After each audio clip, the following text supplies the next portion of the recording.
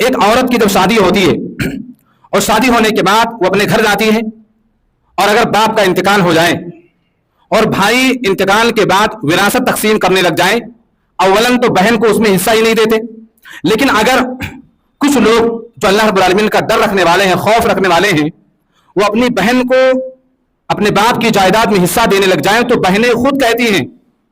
کہ ہمیں نہیں چاہیے، اسے آپ رکھ لو۔ جبکہ وہیں دوسری طرف شوہر کے جو گھر آئی ہیں، شوہر کی پوری زندگی کی کمائی، شوہر کی پوری جائیداد، اس کی دولت پر قبضہ کر کے بیٹھی ہوتی ہے، جبکہ حقیقت یہ ہے کہ اس عورت کا جو اصل مال ہے، اس عورت کی جو اصل جائیداد ہے، وہ اس کے بھائیوں کے پاس ہے۔ اس کا جو اصل مال ہے وہ اس کے بھائیوں کے پاس ہے جسے اس نے معاف کر رکھا ہے، اور شوہر کے مال میں بیوی کا نان و نفقہ، دوا علاج،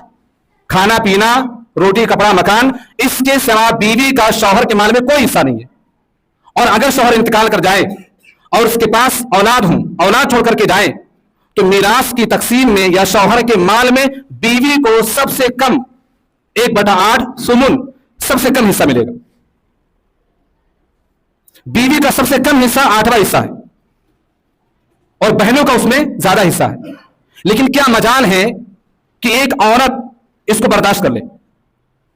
میراث کی تقسیم میں شوہر کے مال میں بیوی کا سب سے کم حصہ ہے، نان و نفقہ، خرچہ خرابہ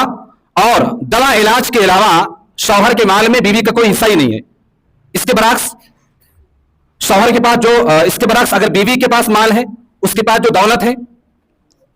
تو جو شوہر ہوتا ہے، اگر گھر میں کوئی مصیبت آ جائے، کوئی پریشانی آ جائے، یا شوہر معاشی بحران کا شکار ہو جائے، کوئی دقت آ جائے، شوہر سب سے پہلے بیوی کے زیورات کو بیچ دے گا، جبکہ دونوں غلط ہے۔ شوہر کے مال میں جو بیوی کا حصہ ہے وہ الگ ہے، بیوی کا جو اپنا مال ہے اس کا الگ اپنا ہے۔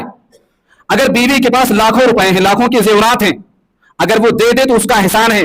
لیکن اگر وہ نہ دے تو شوہر اس کے ساتھ زور زبردستی نہیں کر سکتا ہے۔ لیکن ہمارے سماج کے اندر میاں بیوی ایک دوسرے کے حقوق کو ادا نہیں کر پا رہے، یہی وجہ ہے کہ گھر جو ہے وہ صحیح انداز میں چلنے کے لیے تیار نہیں ہے۔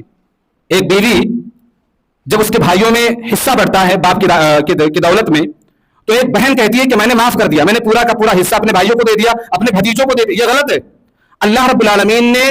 کسی بھی انسان کو پوری دولت صدقہ کرنے سے منع کیا ہے۔ رسول اکرم صلی اللہ علیہ وسلم نے پوری کی پوری دولت کو صدقہ اور خیرات کرنے سے، راہ خدا میں دینے سے منع کر رکھا ہے، اور یہاں بیویاں پورا کا پورا بھائیوں بھتیجوں کو دے کر چلی جاتی ہیں، راہ خدا میں نہیں، پورا کا پورا بھائیوں اور بھتیجوں کے نام پہ۔ اور